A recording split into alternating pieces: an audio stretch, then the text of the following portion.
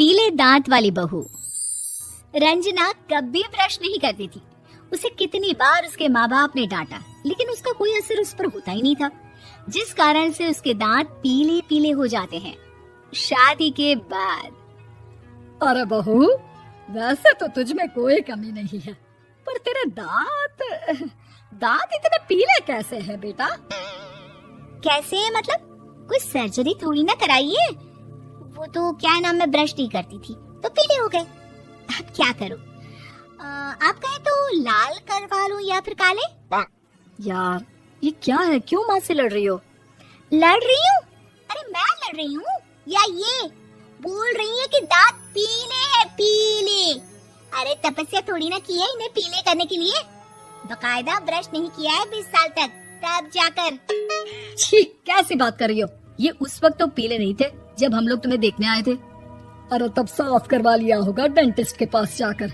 अब देखो कैसे पीले पीले लग रहे हैं। रंजना सास की तरफ गुस्से से देखती है। फिर शुरू हो गई पीले पीले पीले। अरे पीले तो तब भी थे जब मेरे हाथ का रसगुल्ला उड़ा उड़ा कर खा रही थी और बोल रही थी, लड़की नहीं गुणों का खजाना दे रहे भाई साहब आप। खैर, अब वो लोग करते भी तो क्या करते, पीले दांत वाली बहू पल्ले पड़ी थी तो झेलना तो था ही। एक दिन कीर्तन में रंजना गाना गा रही थी। अरे कमला बहन, माँ का द्वार है, यहाँ तो सब शुद्ध होकर आते हैं, फिर अपनी बहू को ब्रश भी नहीं करवाती तुम। दूर से पीले पीले दांत भक्ति में बाधा उत्पन्न कर रहे हैं। अरे कोई 2 साल के बच्ची थोड़ी ना लेकर आई हूँ मैं बहू बनाकर। अच्छी खासी लड़की है, अरे कैसे करवाऊं ब्रश? ये तो उसे खुद करना चाहिए ना। अब माँ बाप तो इसके जैसे तैसे निपटा दिए, ये नहीं सोचा कि सास कैसे संभालेगी। सास बहू को लेकर घर आ जाती है, लेकिन सोच लेती है कि अब इसे लेकर कहीं नहीं जाएगी। अगले रोज बहू कहती है, अरे क्या हो गया, मंदिर नहीं जाना क्या? कीर्तन का वक्त हो रहा है। मेरी मधुर वाणी से कान्हा जी जागते हैं और सोते हैं। आप तो जानती है ना उनकी भक्ति में कितना मन लगता है मेरा। वो क्या है ना, तबीयत ठीक नहीं लग रही है मेरी, आराम करूंगी मैं। तबीयत ठीक नहीं लग रही? अभी तो मिथुन के गाने पर नाच रही थी आप, और आप बोल रही है कि तबीयत ठीक नहीं लग रही। अरे भक्ति में मन लगा लो सासू माँ, ऊपर जाना है, क्या मुंह दिखाओगी आप? हाँ? सास को बहू की बात पर गुस्सा आ जाता है। मैं क्या मुंह दिखाऊंगी, इसकी चिंता तो ना कर, समझी? अपने मुंह की चिंता कर, जो ये पीले पीले दांत लेकर हर जगह पहुंच जाती है। पता है लोग कितना मजाक बनाते हैं। ना जी ना, मैं नहीं जाना कहीं तेरे साथ। तो ये बात है, कोई ना, मत जाओ, मैं अपने कमरे में ही बैठकर भक्ति कर लूंगी। ऊपर वाला दांत थोड़ी ना देखता है, मन देखता है, भावना देखता है। और अरे बस बस, तू सब कुछ दिखा, बस ये सफेद चमकदार दांत ना दिखाना किसी को, है? जा यहाँ से। बहू को सास की बात का कोई फर्क नहीं पड़ता, वो तो जैसी थी वैसी ही रह जाती है।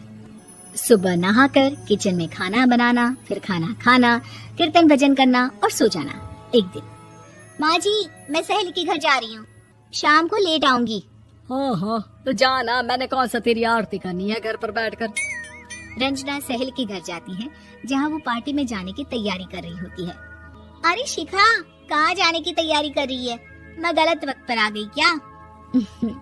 अरे नहीं यार, उल्टा सही वक्त पर आ गया। मैंने ये साड़ी और ज्वेलरी निकाली है यार, शाम को इनके ऑफिस की एक पार्टी में जाना है। बताना कैसा लग रहा है ये सब? नहीं यार, इस ड्रेस के साथ तो वो वाली ज्वेलरी अच्छी लगेगी। हाँ हाँ सही बोल रही है, मैंने ध्यान ही नहीं दिया। वैसे तो हमेशा से मस्त फैशन सेंस रखती है। तो बड़ा जाती होगी ना पति के साथ पार्टी में। रंजना कुछ नहीं बोलती, बस सोचती है कि यार काश ये बात सही हो जाती, पर मैं क्यों नहीं जाती पार्टी में? क्या इन लोगों की कोई पार्टी होती नहीं होगी? रंजना घर आती है और रात में पति से सवाल करती है, एक बात बताइए, आप मुझे किसी पार्टी में क्यों नहीं ले जाते? क्या आपके यहाँ ऑफिस में पार्टी नहीं होती? पति बेचारा क्या कहता कि दांत पीले हैं तुम्हारे इसलिए। अरे कोई पार्टी होती नहीं हम लोगों के ऑफिस में, तो कहाँ से लेकर जाऊं? और मार्केट, मॉल, कहीं वीकेंड घूमना, कहीं तो। अरे यार सारे हफ्ते में एक छुट्टी मिलती है, तो सोचता हूँ कि आराम ही कर लूं। क्यों? रंजना मन मार के रह जाती है। पहले कभी सास के साथ मंदिर जाया करती थी, लेकिन वो भी सास ने ले जाना बंद कर दिया। घर बैठी बैठी रंजना बोर हो जाती है, तभी उसे आइडिया आता है और वो मायके जाने का सोचती है। सासू माँ, 2 दिनों के लिए मम्मी के घर जा रही हूँ। अच्छा अच्छा ठीक है, आराम से जा। और हाँ, माँ से कुछ अच्छी आदत सीख कर आना कि कैसे शरीर के हर भाग की तरह दांतों की सफाई भी जरूरी होती है, समझी? शुरू हो गई ना आप। वो लोग आपकी तरह नहीं है कि छोटी छोटी बात का बतंगड़ बना दे। उन लोगों के लिए मैं मायने रखती हूँ, ना कि मेरे पीले पीले दांत। रंजना माँ को बिना बताए उन लोगों को सरप्राइज देती है, लेकिन जैसे ही वो दरवाजे पर पहुंचती है, अंदर देखती है कि घर वाले कहीं जा रहे होते हैं। अब माँ, काश रंजना दीदी के दांतों वाली प्रॉब्लम नहीं होती तो वो भी हम लोगों के साथ चलती ना बुआ जी की बेटी की शादी में।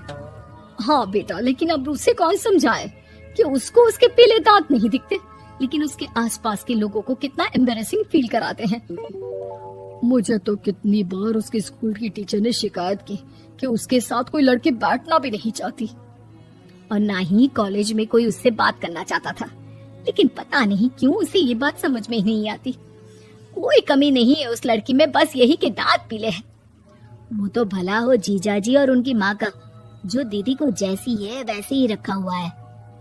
रंजना को अपने घर वालों की बात सुनकर बहुत दुख होता है। वो सोचती है कि वो क्या करे, लेकिन फिर वो सीधा डेंटिस्ट के पास जाती है, अपने दांत चमकाती है और कसम खाती है कि वो रोज ब्रश करेगी। अरे क्या हो गया, तुम तो 2 दिनों के लिए गई थी ना, पर कोई ना, अच्छा है चलो आ गई तो। रंजना सास के सामने आकर खड़ी हो जाती है और पूरी स्माइल करती है, उसके चमकदार दांतों को दिखाती हुई। चले मंदिर। माँ, मुझे माफ कर दीजिए, मैंने आप लोगों को बहुत एम्बैरेसिंग फील करवाया। मैं आज से रोज ब्रश करूंगी।